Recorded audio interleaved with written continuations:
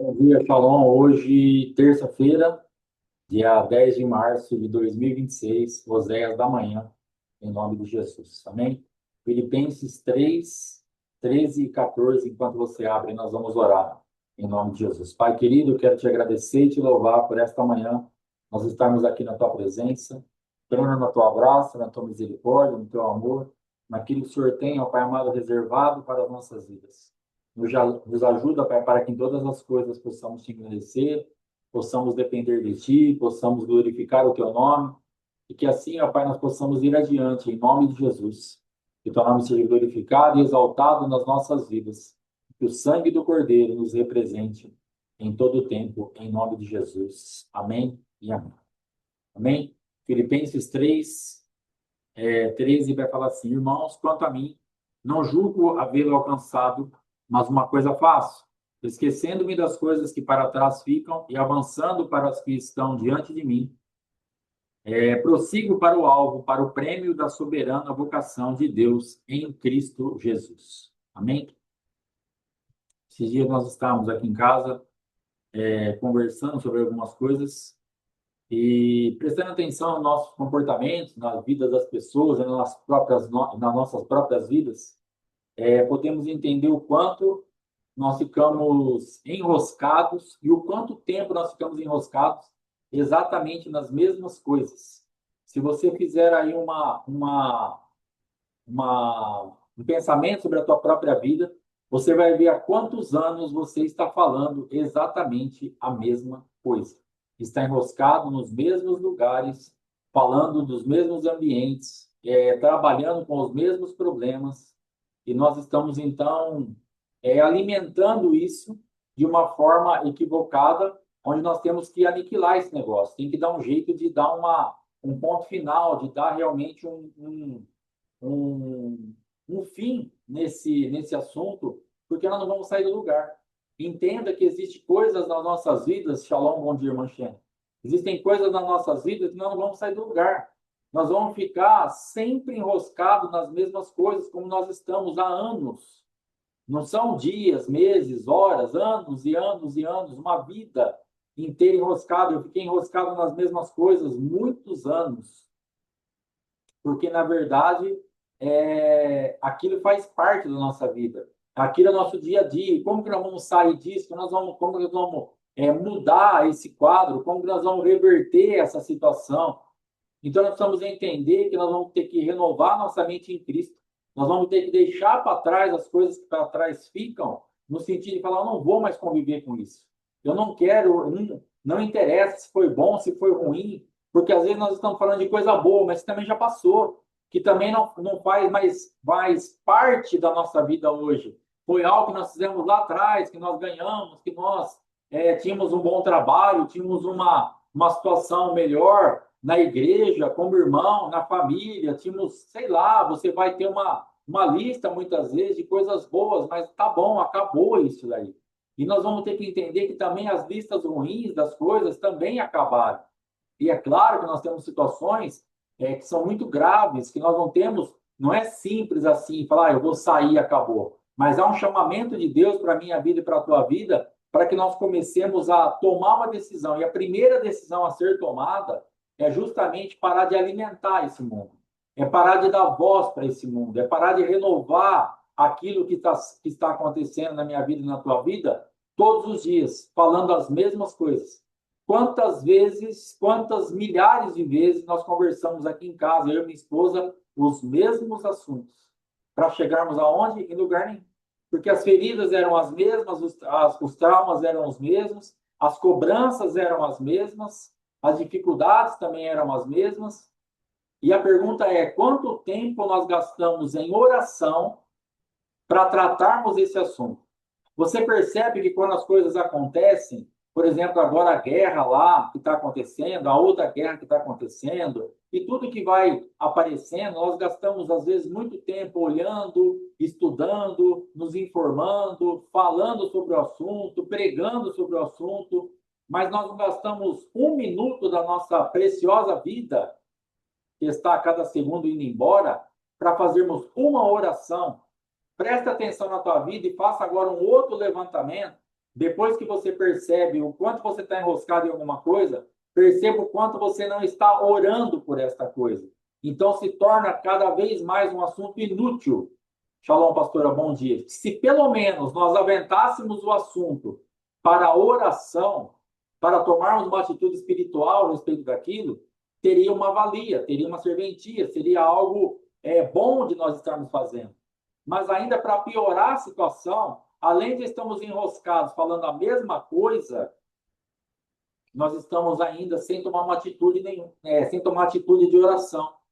De repente, um líder cai e vira uma confusão no meio do corpo de Cristo, e todo mundo falando, e uns achando bom, eu não ia mesmo com a cara dele ou dela, eu acho que esse cara sempre teve problema, só veio à tona e fica alimentando o mundo das trevas, amaldiçoando mais ainda a vida do irmão, trazendo mais peso, liberando munição para o adversário acabar de arrebentar, porque a tua voz tem peso, você faz parte do corpo, você é irmão daquela pessoa. E eu fico, não, é bom mesmo que caiu, é bom que desmascarou, é bom que não sei o quê.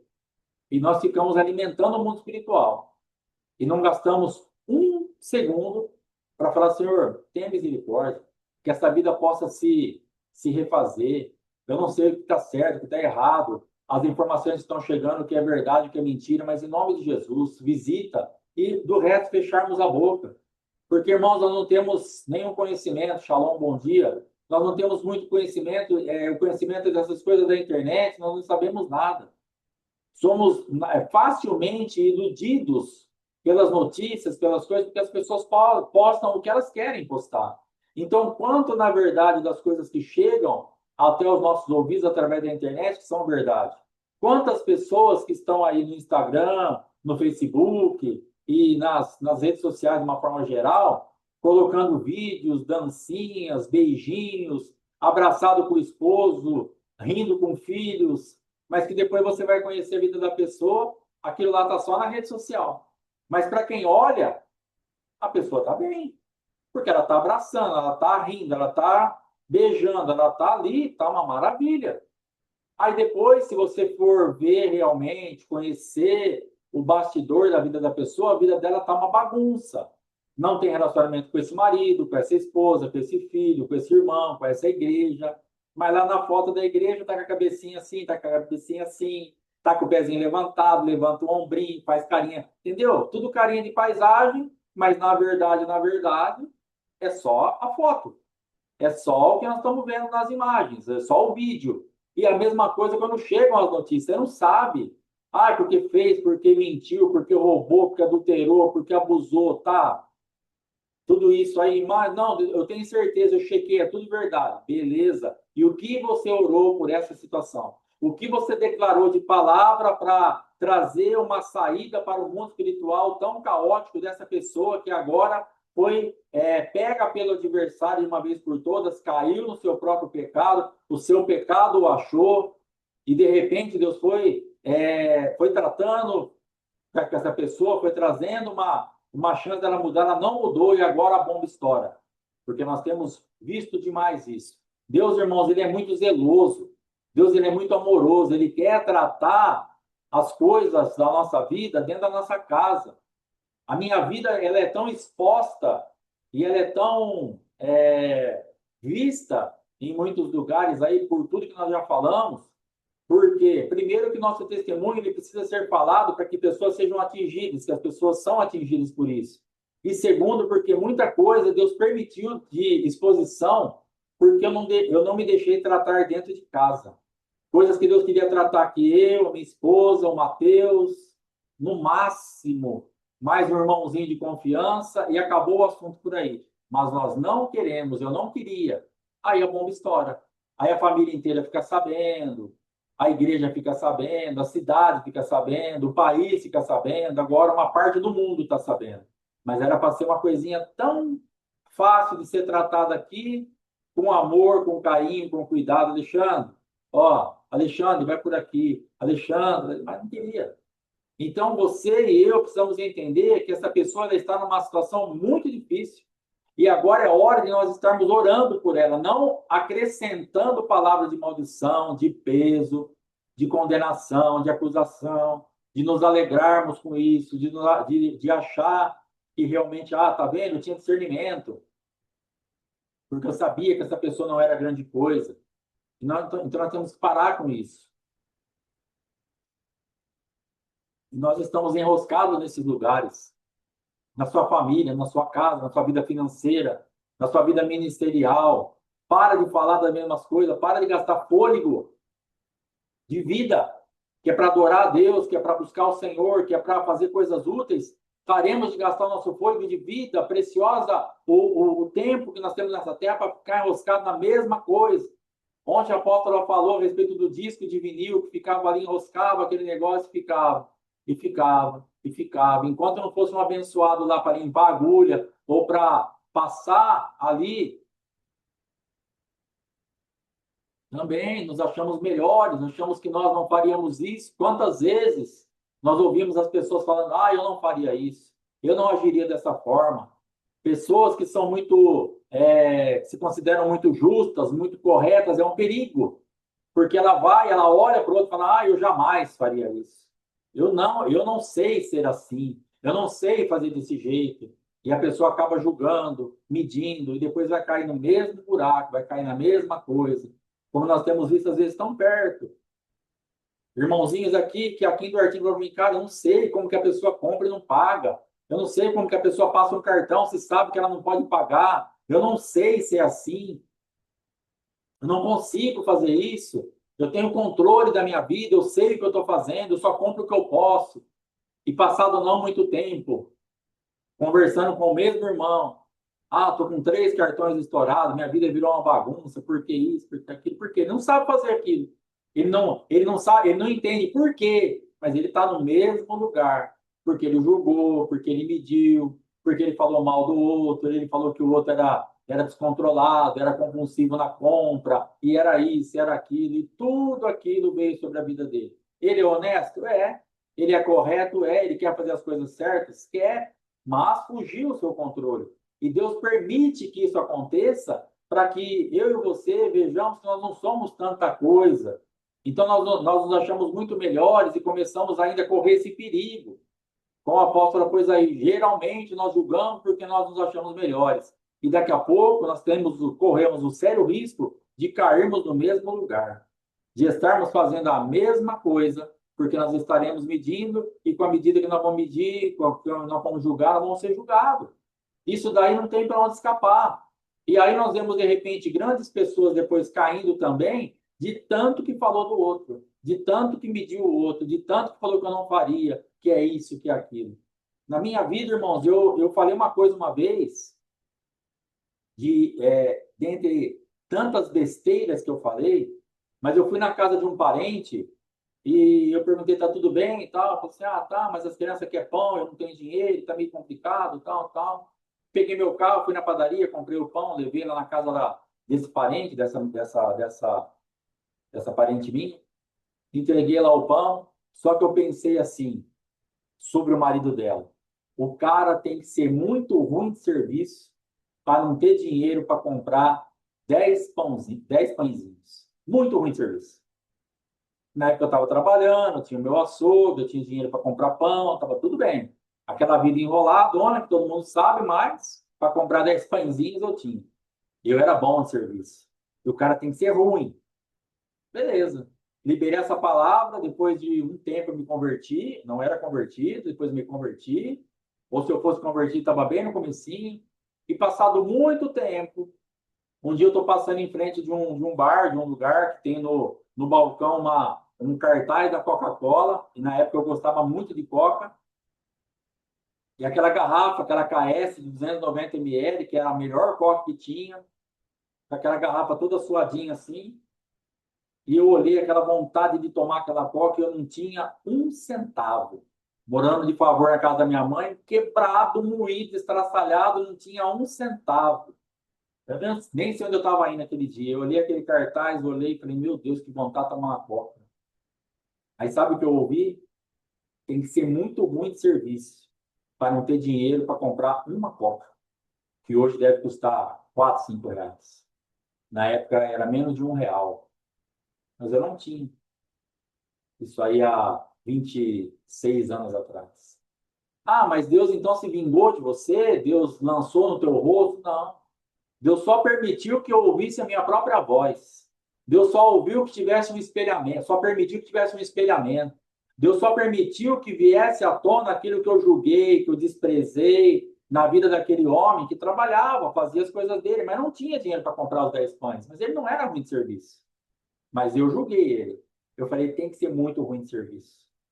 E aí Deus vem então e permite que isso suba para que eu entenda a minha insignificância, que se Deus não fizer, se Deus não operar, se Deus não abrir as portas, se Deus não mudar a minha situação, a tua situação, você não é nada, irmão. Ah, eu faço, você não faz nada, você não acontece nada. Para de julgar os outros, para de medir os outros, para de achar que nós somos grande coisa, porque nós não somos. Nós não somos, nós vamos colher mesmo. E eu passei por aquele constrangimento, eu fiquei triste, fiquei chateado, mas eu sabia o que Deus estava tratando comigo. Eu sabia que Deus estava me quebrando, eu sabia que Deus estava me moendo, eu sabia que Deus estava me humilhando.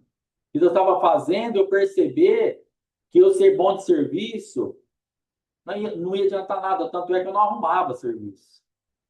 Pessoas que eu cresci junto, que tinha rede de mercado já em Bauru, e eu fui pedir um trabalho, não deu um trabalho.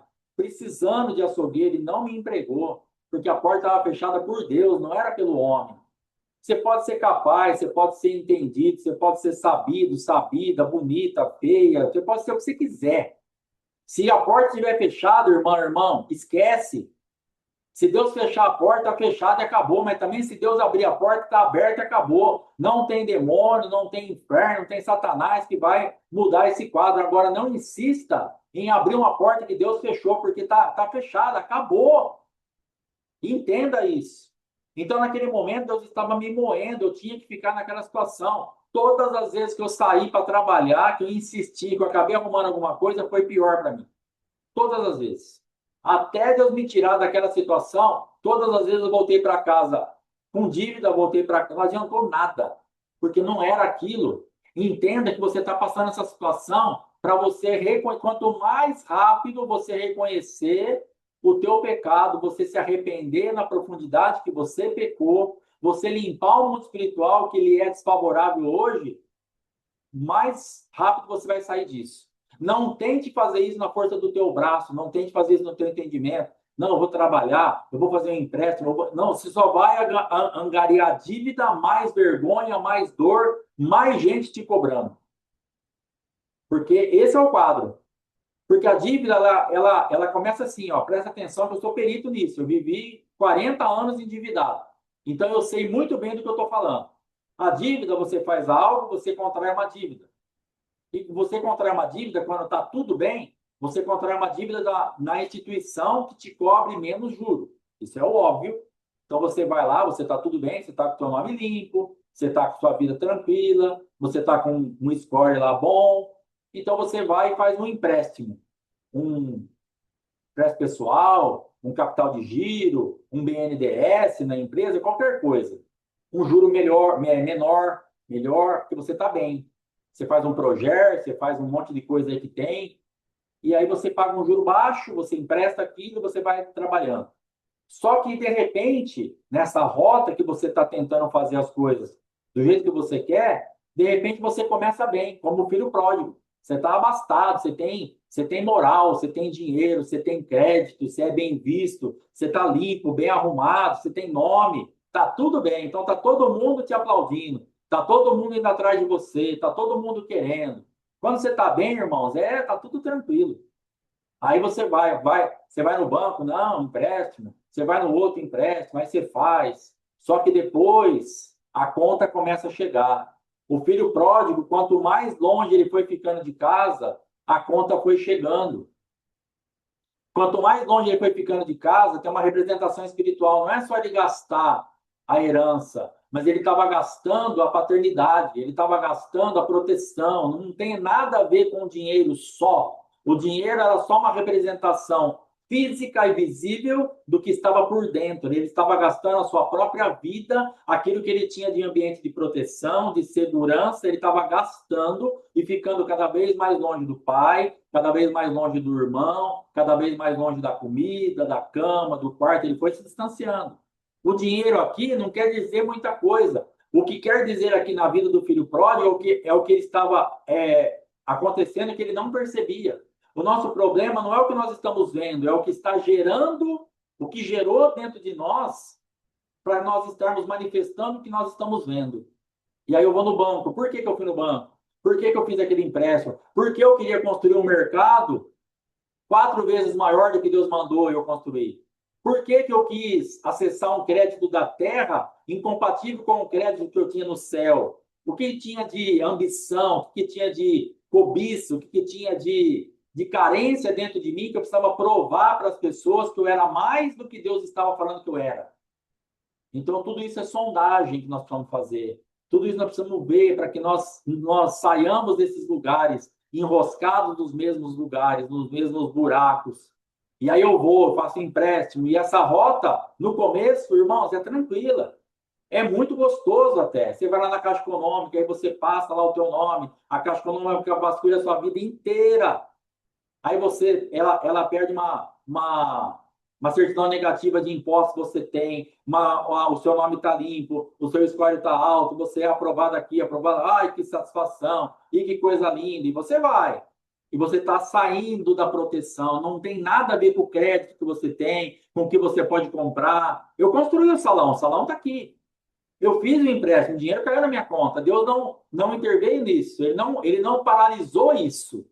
Só que o problema é que eu estava indo embora de casa e não estava percebendo. O problema é que eu estava deixando o pai para trás e não estava percebendo. O problema é que eu estava traindo o meu Deus, que falou para mim assim: gasta que eu dou mais, numa confiança que eu recebi. Irmãos, olha a palavra que eu recebi naquela época. Como eu saí de um espírito de miséria, de muita dificuldade, quando eu passei lá da casa da minha mãe, daquela época que eu falei, até sair dos 7 anos da igreja que eu fiquei aqui, eu fiquei dentro de um espírito de miséria muito grande. Foi muito difícil para a minha vida financeira, eu não tinha dinheiro, eu não tinha recurso, eu não tinha um trabalho. Eu trabalhava e voltava, não adiantava nada, porque não ia, não rompia. Então, eu vivia de cesta básica, de ajuda da minha mãe, das minhas irmãs, do meu irmão, do meu pai, de amigos e parentes e igreja, todo mundo aí tentando fazer alguma coisa para me tirar daquilo. Fui sustentado muito tempo dessa forma, porque Deus precisava me quebrar nisso daí também. Só que o problema é que quando eu chego num lugar, num momento onde a minha vida começa a mudar, eu estou preso lá na atmosfera da miséria. Eu estou preso lá no lugar onde eu não tinha nada. Então, quando eu tenho alguma coisa, eu seguro aquilo, eu falo, não vou soltar, porque eu vou ficar na miséria de novo. Eu vou passar dificuldade de novo. Eu vou ver o meu filho abrir a geladeira de novo e falar assim: pai, essa mussarela é minha? É nossa ou da igreja?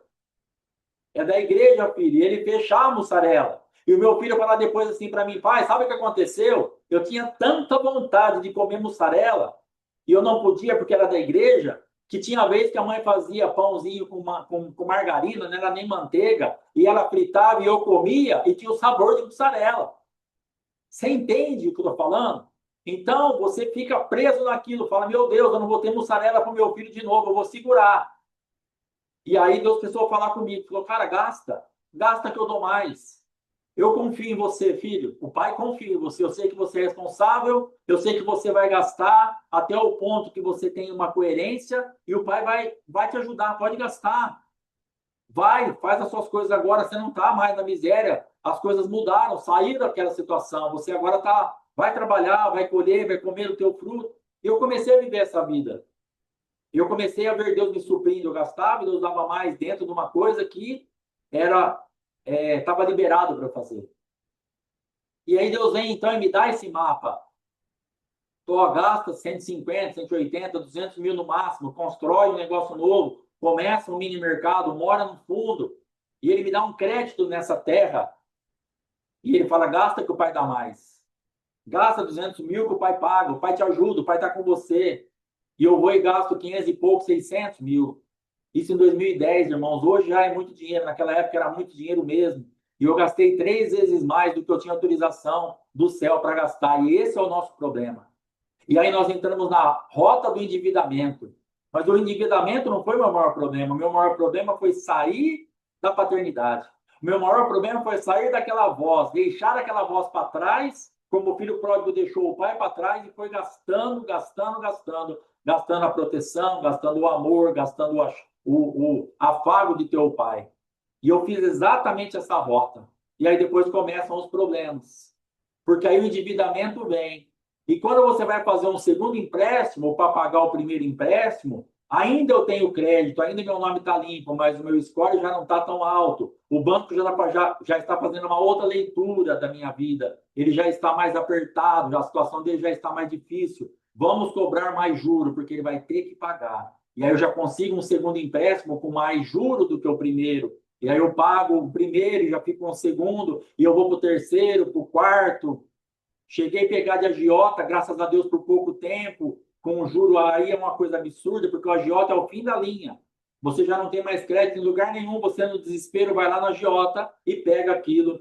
Então vai aumentando o nosso nível. E é isso que nós estamos passando na nossa vida, porque nós estamos enroscados na mesma coisa. E a boca fala que o coração está cheio. Irmão, se você não mudar o que está no teu coração, você não vai desenroscar esse seu disco. Você vai ficar ouvindo a mesma coisa e falando a mesma coisa o resto da vida. Muda o que está no teu coração. A tua boca está falando porque está aqui, ó.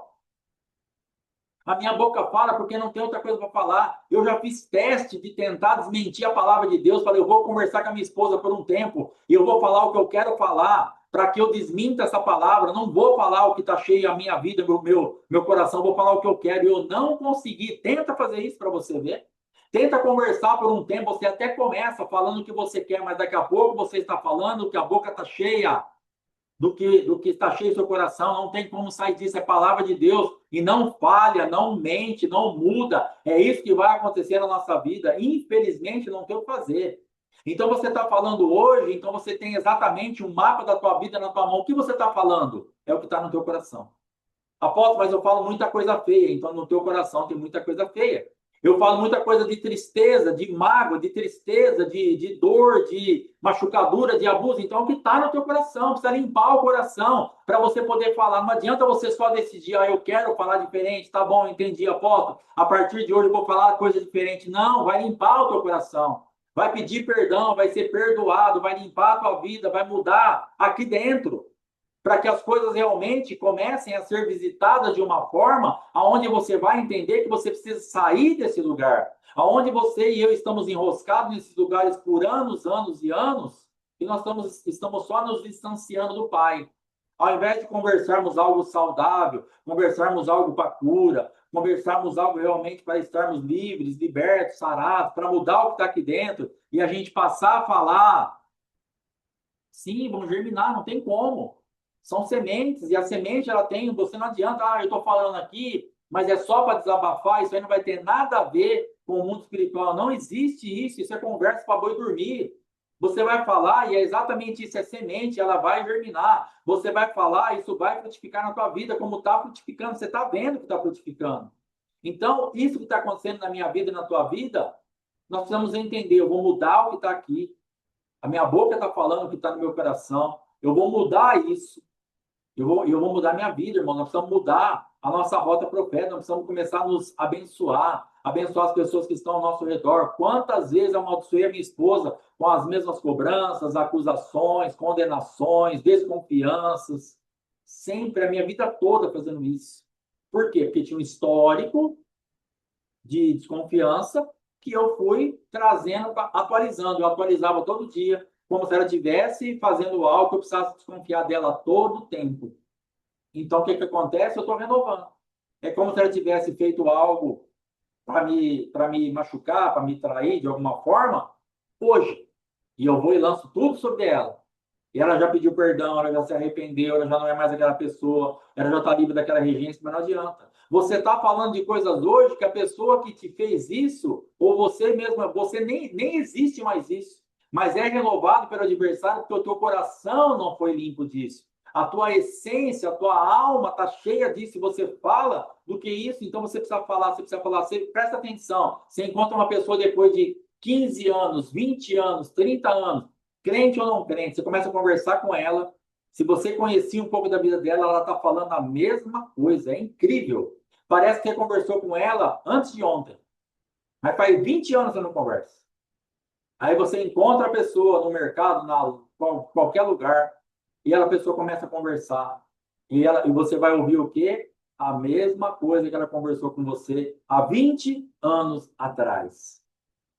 Isso é muito triste, porque o adversário tem deitado e rolado contra nossas vidas nesse ambiente. Ele tem nos massacrado nesse lugar onde nós ficamos presos, nesse lugar onde para ele tem fácil acesso, onde para ele só está de boa. E nós ficamos atribuindo aos demônios. Ah, o diabo está me perturbando. Não é mais o diabo, ele já conseguiu uma base de sustentação dentro de nós, aonde agora aquilo de vez em quando é ativado por algum gatilho, e ele não está fazendo mais nada. Ele fez, mas agora não. Agora ele já tem algo dentro de você. É como se ele tivesse. É como os espiões, por exemplo, colocar uma escuta, colocar uma câmera e vai ficar ali, tá te monitorando, que é o que vai acontecer e já está acontecendo aí. Nós estamos sendo monitorados através dos celulares e etc. Então, estão ouvindo a nossa vida, estão lendo a nossa vida.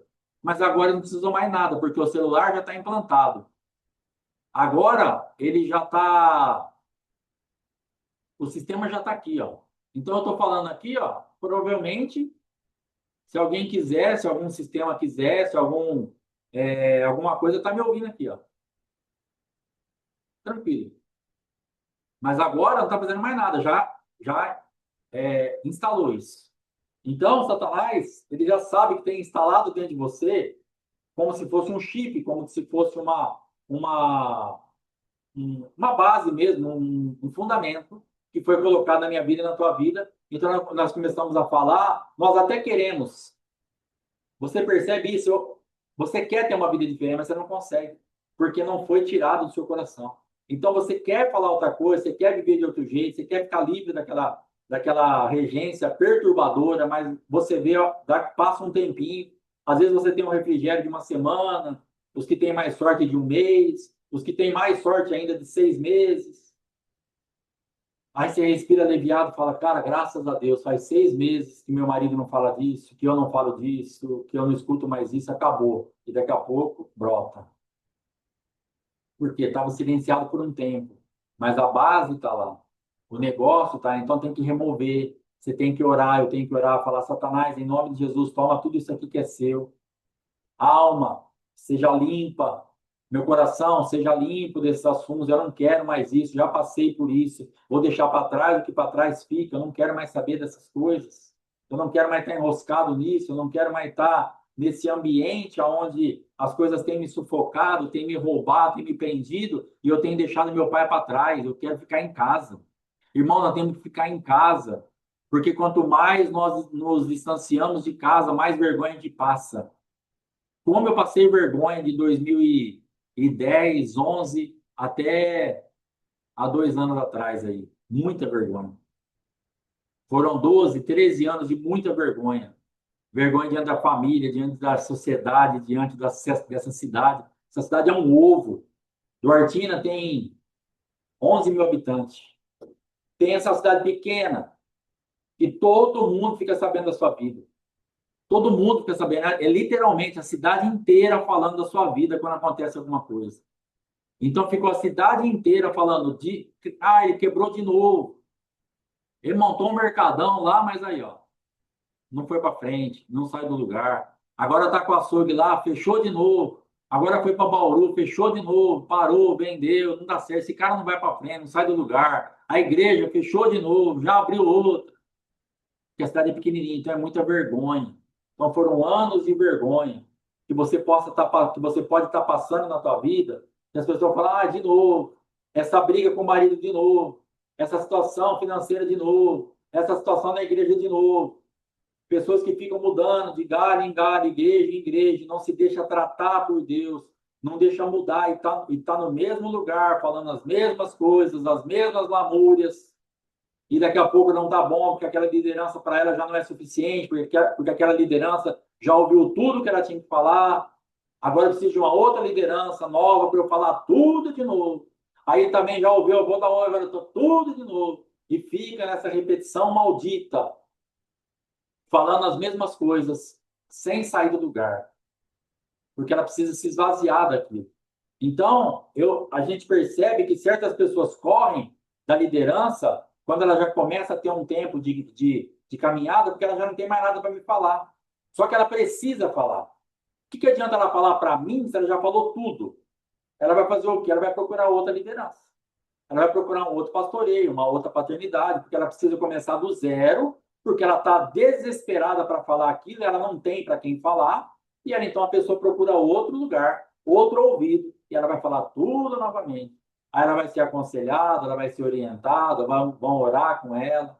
E se ela não se deixar tocar por Deus, ela vai também sair daquele lugar e vai ficar isso aí. Quais as pessoas que têm permanecido? As pessoas que têm falado tudo, tem ouvido a resposta e tem mudado, aí ela fica. Porque agora o mundo espiritual dela está sendo mudado. Aí ela está aqui, ela está caminhando, aí coisas novas vão se apresentando, ela vai falando de coisas que vão chegando, que é o que nós chegamos em conclusão aqui em casa. Vamos fazer a guerra nova. Eu não estou falando aqui que vai acabar a guerra. Não estou falando aqui que você vai ficar sem problema. Estou falando para você que a guerra velha tem que acabar. A guerra velha, você tem que dar um jeito de vencer e sair desse lugar, vencer esse lugar e pôr no ponto final. Vamos lutar a guerra nova. E aí nós estamos cansados. A pessoa fala assim, apóstolo, eu estou cansada, estou cansado, estou exausto. Claro que você está. Claro que eu estou. Nós estamos lutando duas guerras ao mesmo tempo, era para lutar uma só. Nós estamos lutando a guerra do passado, que nós não vencemos, e estamos lutando a guerra do presente, e já com estilhaços da do futuro. E aí nós ficamos exaustos, porque não acaba, nada acaba na minha vida e na tua vida. Fica essa repetição maldita sobre as nossas vidas, e esse peso que nada muda, nada acontece, nada sai do lugar. Claro que você está cansado. Eu te entendo. Claro que eu estou cansado. Eu também me entendo. Agora, se eu não romper isso, se eu realmente não decidir deixar para trás o que para trás ficou, eu vou ficar nisso para sempre. E aí vivemos cabisbaixos, cansados, exauridos, esgotados, entristecidos, amuados, desesperançados, desconfiados do amor de Deus. Quantas vezes nós ficamos desconfiados do amor de Deus? Será que Deus me ama mesmo? Será que Deus faz mesmo? Porque nós estamos presos na nossa própria história negativa, enroscados nos mesmos lugares, e agora começamos a procurar culpado. Agora o culpado é o marido, é a esposa, é a igreja, é o pastor, é Deus, é Jesus, é o sangue, é o nome. Tudo vai fazendo um pacote, vai aprofundando. Quanto mais longe vamos ficando da casa do pai, mais culpado nós vamos achando. Eu não sei o que o filho pródigo pensou lá, longe. Eu só sei que fala que ele caiu em si. Se ele caiu em si, é porque ele estava fora de si. E fora de si, pode ter pensado, conjecturando, que o pai dele era ruim, que o irmão dele era ruim, que é onde ele vivia, que Deus isso, que Deus aquilo. Mas ele procurou isso. Ele foi gastando o que ele tinha de proteção, o que ele tinha de amor disponível. Ele foi gastando na representação do dinheiro. Ele foi pagando para ficar pobre espiritualmente. Ele foi pagando para trazer miséria espiritual. Eu fui pagando aqui para entrar no buraco. Então, eu fui fazer algo nesse lugar aqui onde é a igreja hoje, que eu gastei esse meio milhão aí para ficar endividado e passando vergonha 12 anos. Mas na época que eu gastei, tá tudo bem. Era gostoso, você está comprando, você está construindo, você está comprando um monte de maquinário novo. É gostoso. A jornada do pecado ela não é ruim. O problema é quando chega a colheita do pecado. Esses dias eu estava conversando com uma pessoa, eu falei, ó, na grande maioria das coisas, elas não são ruins. Sexo é ruim? Mesmo fora do casamento? Não. Masturbação é ruim? Não. Fumar maconha? Eu nunca fumei. Mas a pessoa que eu estava conversando já fumou. Assim, ah, não é ruim. Não é. Beber é ruim? Não, eu já bebi. Não é ruim. Gostoso. Só que está morto. Depois vai ter a colheita disso. Aí a bebida, as drogas, a prostituição, a masturbação e tudo que nós temos trabalhado aí, ela vai te cobrar a conta lá na frente. Mas é gostoso. Você acha que foi ruim para o filho pródigo sair de casa, montado na grana? Não. Mulherada fervendo em cima dele, e ele fazendo tudo o que ele queria, e paga hotel, e paga pousada, e vai no Capitólio, e passeia de lancha, e vai para sei aonde, mergulha, e asa delta. E foi isso que ele fez. E mais mulherada de novo, e bebe, e fuma, e vai. Só que ele estava indo embora. Então, a minha vida e a tua vida, na jornada que nós passamos na nossa área de pecado, se você analisar o que você passou, na maioria das vezes, foi uma coisa que teve prazer, foi gostoso. Quando nós roubamos, eu já roubei. Foi ruim roubar? Não. Era gostoso. Me sentia muito bem. Precisava daquilo que eu roubava? Não. Mas roubava por quê? Para aplacar uma carência da minha alma. Já falei isso aqui. Eu era considerado um dos idiotas daquele grupo de 30 alunos. Eu estava no meio ali dos 5 idiotas da classe. Então tinha 25 espertos e 5 tontos. Eu era um dos tontos. Eu era chamado de idiota, de tonto, de mondrongo. Eu apanhava. Eu era o bestão do negócio. De repente, nos ajuda muito. De repente, o que acontece? Aparece uma oportunidade criada por Satanás para eu roubar algo numa loja. E eu roubei aquele negócio. E aquela notícia espalhou naquela escola, naquela turma, e eu percebi que aqueles alunos começaram a me ver diferente. Achar que eu tinha coragem, que eu era ousado, que eu já não era aquele tonto, eu não era aquele mondrongo que não conseguia fazer não sei quantas barras lá tinha que fazer, eu não conseguia, não tinha força para fazer. Você é mole, você é amarelo, você é podre, você é doente. Parei de ouvir tudo isso. Porque agora eu estava sendo o cara que ia na cidade e voltava com short, com camiseta, que roubava uma fofolete por dia para dar para minha irmã que está aqui, para Fernanda. Todo dia eu passava na Americana e roubava uma fofolete e levava para ela, uma bonequinha. Ela tinha todas. Mas era ruim? Não. Era gostoso, sustentava a minha alma carente, me trazia um alento, me levava para um mundo imaginário. Era uma droga para mim. Era a mesma coisa de fumar alguma coisa, de cheirar alguma coisa, de beber alguma coisa. O roubo, para mim, era exatamente isso. Eu nunca usei nenhuma droga. Beber, eu bebi. Fiquei bêbado na vida umas 3, 4 vezes, mas bebi aí, considerado socialmente. Mas também não era ruim, não. Não presta, mas não era ruim. Tá morto. O que nós não entendemos é que estava morto, mas o roubar e todas as práticas que você e eu fizemos durante a nossa vida, se você for analisar, de alguma forma foi para suprir carência. De alguma forma foi para nos tirar do mundo real. Por que as pessoas bebem tanto? Ah, porque eu gosto. Então, cara, na verdade, tá faltando alguma coisa quando ele tá de cara, quando ele tá sóbrio, não tá legal. Eu vou tomar uma. Aí ele toma uma, toma duas, toma três, toma quatro, fica bêbado, vomita, passa mal, é internado, dá câncer no fígado, não sei o quê. Mas ele estava fugindo. Por que ele fuma? Por que ele cheira? Porque ele quer ir para o mundo imaginário, ele quer ver alguma coisa diferente, ele quer ter uma sensação. Porque rouba, porque eu precisava daquilo para trazer um ânimo para mim, para eu deixar de ser o idiota. E você, cada um de nós aqui, temos uma marca, porque nós entramos em tantas áreas da nossa vida que não foi ruim, tinha um prazer nisso. Mas agora, por último, a conta tem chegado.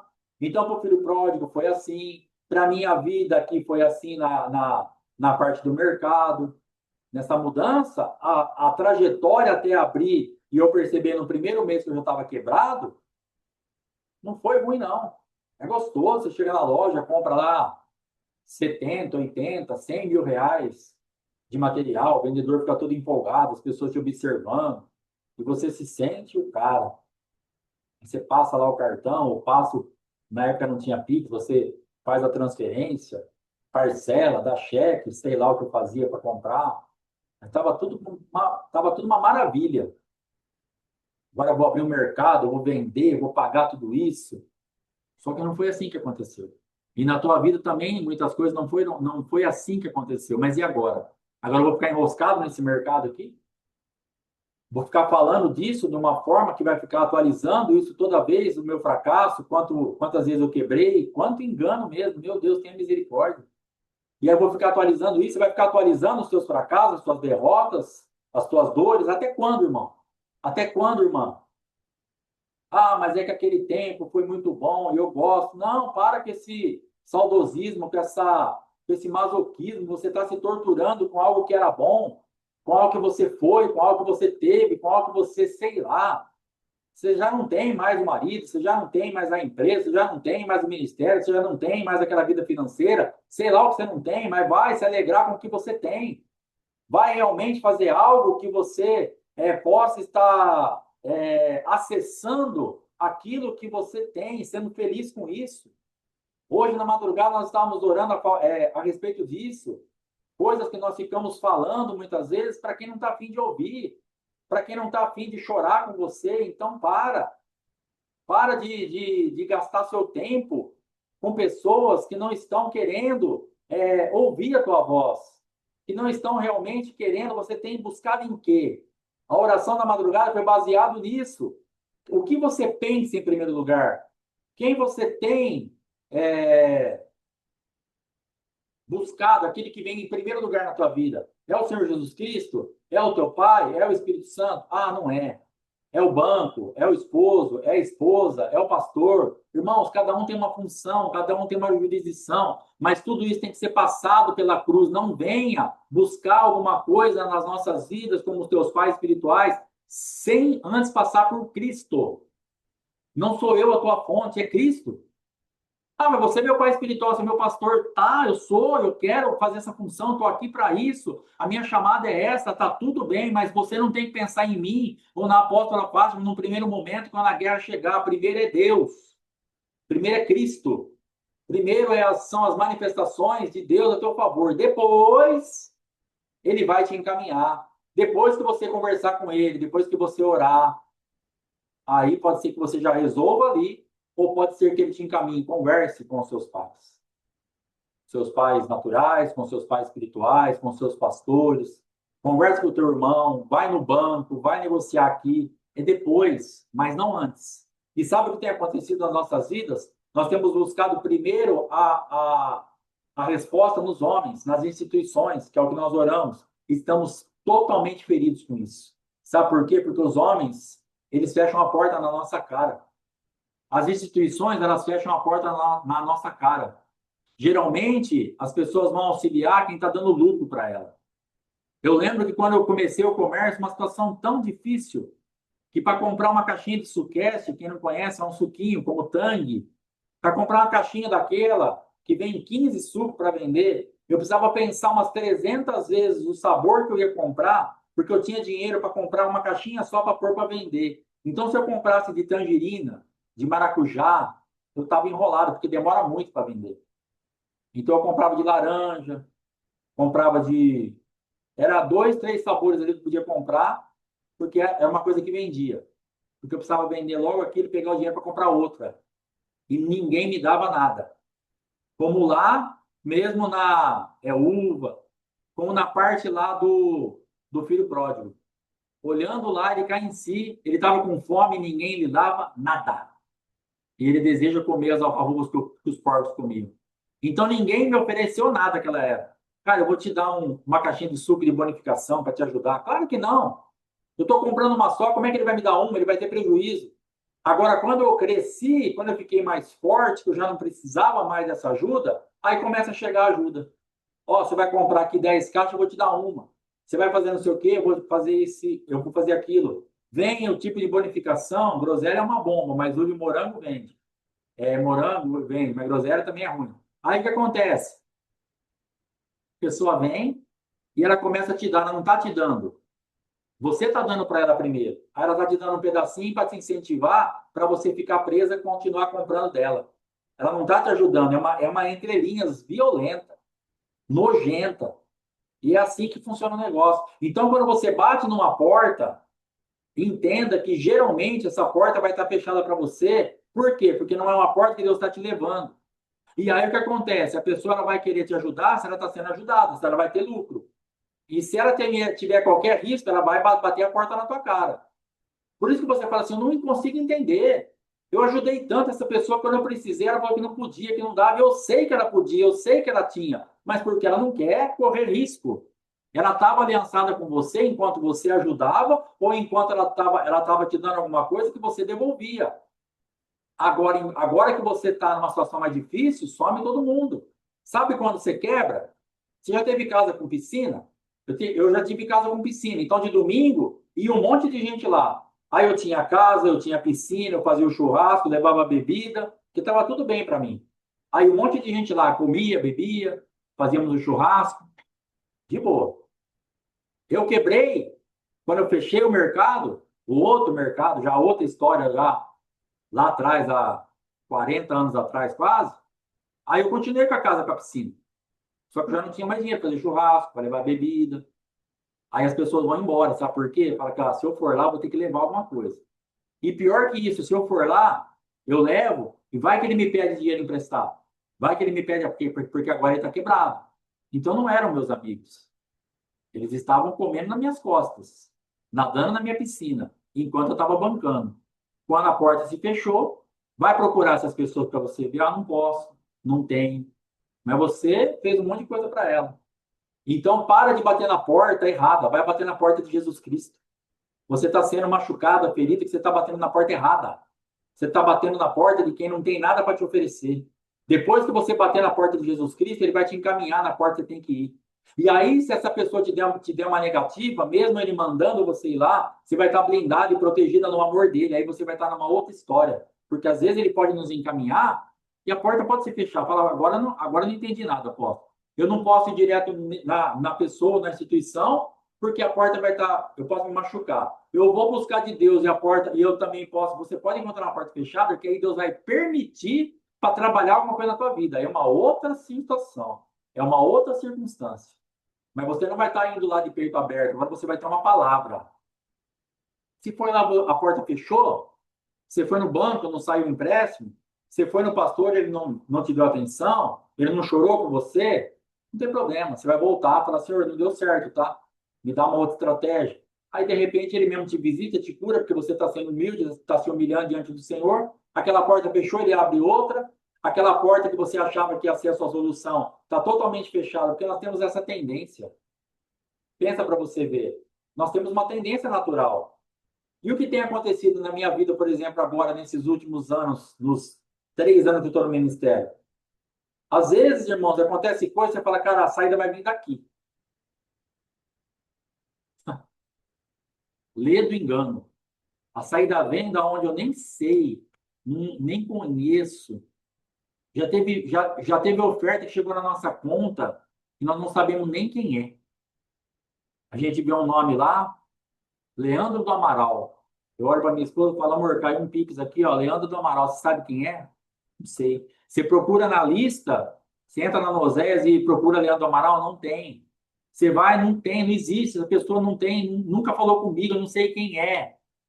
Mas como é o altar que me sustenta, então se eu olhar aqui para alguém e falar assim, ah, essa pessoa vai me dar uma oferta porque tem uma condição financeira boa e vai me ajudar no ministério, irmãos, esquece isso, é o Senhor que vai sustentar.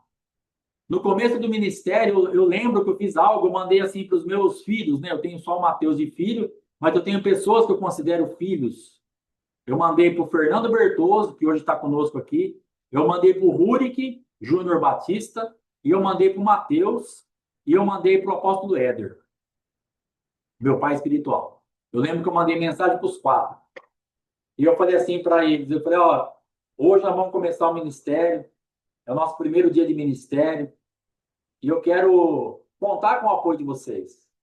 Você, Rurik, que eu considero meu filho. Você, Fernando, que eu considero meu filho. Você, Mateus, que é meu filho, e você, apóstolo Éder, que é meu pai, eu conto com vocês. Manda uma oferta para o ministério, manda uma oferta para nos ajudar nesse começo. Irmão, estava tão difícil. Sabe quanto o apóstolo Éder mandou de oferta para mim? Nada. Sabe quanto o Rurik mandou de oferta para mim? Igual a do apóstolo Éder, e a do Fernando e a do Mateus também foi igual a do apóstolo Éder. 4 pessoas. Um filho legítimo, 2 filhos que eu considero e o pai espiritual. Por quê? Porque eu estava batendo a porta errada. Deus falou, rapaz, você tá doido. Você acha que o Éder vai te sustentar?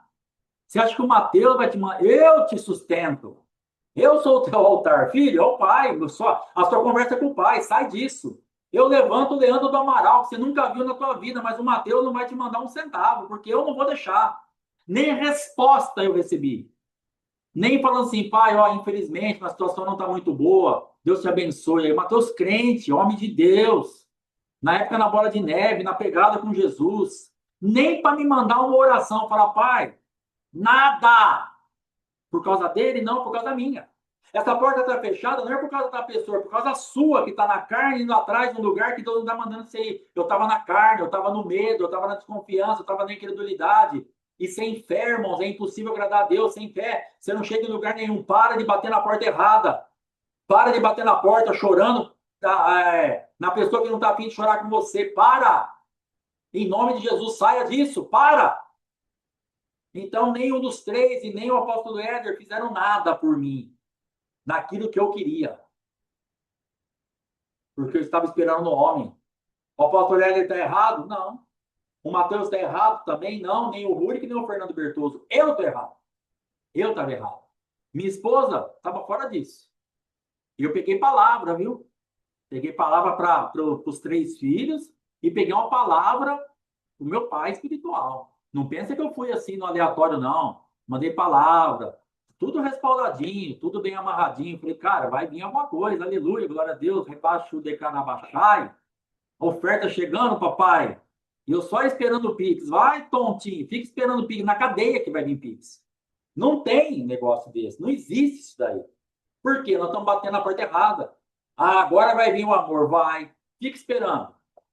Eu vou falar com meu marido que agora ele vai me amar, vai. Fica aqui, nem lia lá, ó. Gerando, gerando, gerando, agora ele vai me amar. Agora ele vai me amar. Agora ele vai me amar. Vai sim. Chega lá na hora lá, ó, coloca na frente ela, coloca na frente os filhos dela. Se morrer, morre primeiro. E coloca lá para trás Raquel, que é a mulher que ele amava, e os filhos que ele amava. E ela vendo tudo isso. Já tinha dado filho para ele, já tinha gerado. Irmão, não adianta. Não adianta você querer fazer as coisas na força do teu braço. Não adianta você querer falar, agora ele vai me amar, agora ele vai me proteger, agora ele vai chorar comigo, agora ela vai me entender, agora esse quadro. Não faça isso, saia disso em nome de Jesus. Para de bater na porta errada. Para de passar vergonha à toa. Para de passar humilhação à toa. Para de se humilhar à toa na presença daquele que não vai te fazer nada. Tira os teus olhos disso. Eu tenho uma situação que eu vejo, eu passo em frente de uma casa que ela está praticamente destruída. E, e o filho, no caso, o sobrinho dessa pessoa, hoje é um jogador de futebol. Não é assim, não, mas eu sei que ele já ganhou um dinheiro e está ganhando dinheiro até hoje que daria para dar uma arrumada na casa da tia. Mas sabe o que acontece? Eu passo em frente da casa da mulher, está cada vez pior. Cada vez pior. Mas sabe o que aconteceu? Eu sei que o irmão dela já tentou ajudar. Ele já falou para mim que tentou. Só que o ambiente espiritual que ela tá não vai para frente. A culpa não é do sobrinho, não é do irmão que não quis ajudar, a culpa é dela, que está presa num ambiente de miséria porque ela perdeu um filho assassinado e ela não consegue sair daquilo. Apóstolo, mas é uma tragédia. Tá bom, mas já morreu, irmão. O menino morreu faz mais de 20 anos e ela está no mesmo ambiente de miséria de quando o menino morreu. E ela está com a casa dela caindo, você faz muitos anos que eu não a vejo, a gente fazia visita na casa dela antes, mas ela estava toda entregue, toda destruída. Por quê? Uma morte que está todo dia aquele menino morre para ela. Todo dia chega a notícia, ó, o seu filho levou um tiro porque foi roubar o pesqueiro e o homem lá deu um tiro nele, ele está no hospital e depois chegou a notícia que ele estava morto. Que ele foi roubar um pesqueiro aqui em Duartina, uma época, e o dono do pesqueiro deu um tiro nele e ele morreu. Você entende o que acontece? A pessoa está na miséria e ela pode até pensar, meu irmão, agora está com uma situação financeira diferente. Ah, não é isso. Não é isso, é ela que está presa. Então, o ambiente espiritual não adianta. Você pode querer fazer, o irmão dela veio, tentou fazer alguma coisa, não vai, não entra, não muda. Nós fizemos visita lá um monte de vezes, na outra vez da igreja, não vinha no culto, não aceitava a palavra, nada entrava. Por quê? Porque ela decidiu ficar num ambiente de morte, de sepulcro, de sepultura, sendo sugada por aquilo todo dia. E ela fica procurando alguém que chore com ela, um choro que não vai mudar mais nada.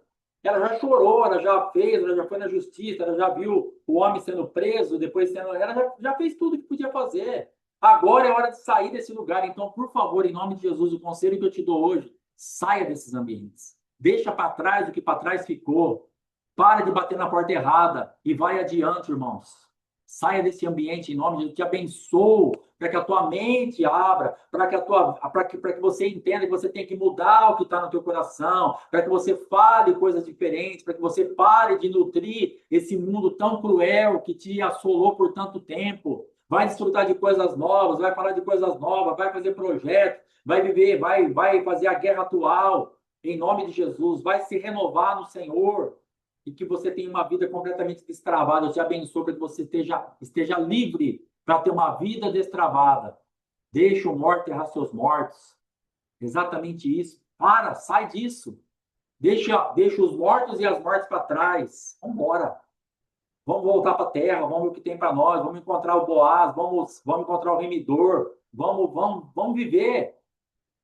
Amargura, sai da minha vida, Mara, em nome de Jesus, chega. Vamos voltar a ser Noemi, vamos voltar a ser agradável, vamos viver, em nome de Jesus. Eu te abençoo para que você viva. E eu clamo a Deus para que eu viva, que minha casa viva, que a nossa família viva, que meu filho, a minha nora, o Dom, eles vivam. O ministério morra, paternidade, o Oséias, o Gaio, enquanto os filhos, que nós tenhamos vida, deixando para trás o que para trás fica. Amém, irmãos? Deus te abençoe em nome de Jesus. Muito obrigado. Fiquem na paz. Glória a Deus. Até 15 para as 3 aí com a pastora Fátima. E na madrugada, 5 da manhã, em nome de Jesus. Shalom. Fogo no bicho.